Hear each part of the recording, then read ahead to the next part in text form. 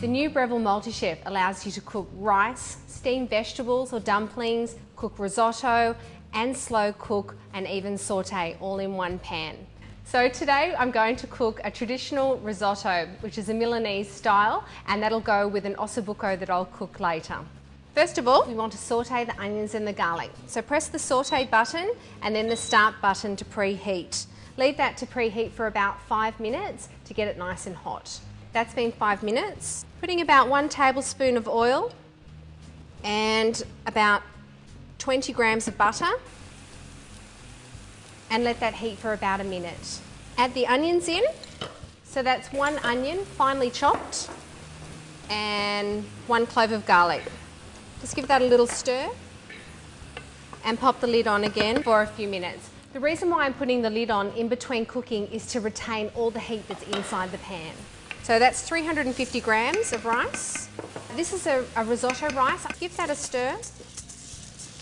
Pop the lid on and again just cook that for 1 minute. After a minute the rice has started to crisp up, so we'll add in the wine. Once the wine has reduced down a little bit, we're going to add the stock. So I've got about 1 litre of chicken stock. Pop the lid back on and switch the machine from saute to risotto.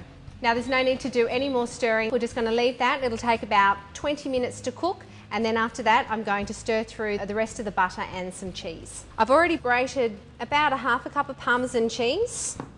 Our risotto is ready. Stir through the rest of that butter and the cheese. Stir that through. Just be careful, don't stir it too much. And just serve it, big generous portion. Maybe just a little bit of more Parmesan on top and some fresh pepper. And there you have it, a risotto Milanese in the Breville Multichef. A dish that goes really well with risotto Milanese is an ossobuco. I've already browned off a few pieces of meat, so I'll just do a couple more. I'm on the saute function and I've had it heating for a couple of minutes to get nice and hot. Just lightly flour the ossobuco pieces, pop that in and put the lid on. Now that'll take a couple of minutes to cook on either side. Okay, let's have a look. Our last pieces are nice and seared. So pop your onion in, give it a stir, and we'll cook that for a couple of minutes just to soften the onions. After another minute, add the celery and carrots. Just stir them through. Cook that for about 1 more minute. If you want to, you can add a little bit of wine. Add the meat in. Use a tomato passata, about 500 mils. Pour that over the top, and a little bit of sugar just takes the bitterness out of the tomato. And some fresh thyme, and maybe just a little bit of salt and pepper too. And salt in.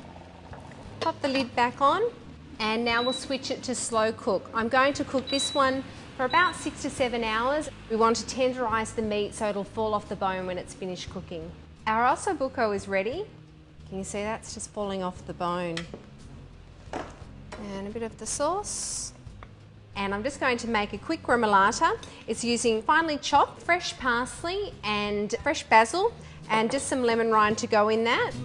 And there you have it, ossobuco with risotto Milanese.